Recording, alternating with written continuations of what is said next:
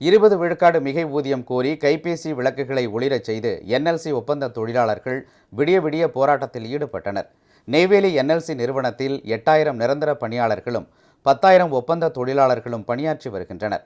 இந்த நிலையில் என்எல்சி அதிகாரிகளுக்கும் நிரந்தர பணியாளர்களுக்கும் 20 விழுக்காடு மிகை ஊதியமும், ஒப்பந்த தொழிலாளர்களுக்கு 8.33 விழுக்காடு மிகை ஊதியம் மட்டுமே வழங்கப்படுவதாக தெரிகிறது.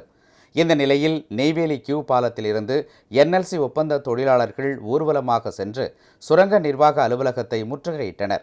மேலும் விடிய விடிய அலுவலகம் முன்பு அமர்ந்து போராட்டத்தில் ஈடுபட்ட அவர்கள் ஒப்பந்த தொழிலாளர்களுக்கும் 20 விழுக்காடு மிகை ஊதியம் வழங்க வேண்டுமென கைபேசி விளக்குகளை ஒளிரச் செய்து வலியுறுத்தினர்.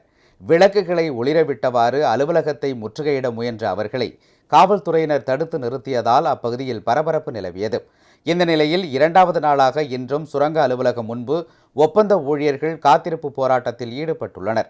20 விழுக்காடு மிகை ஊதியம் வழங்கும் வரை போராட்டம் தொடரும் என அவர்கள் உறுதிபட தெரிவித்துள்ளனர்.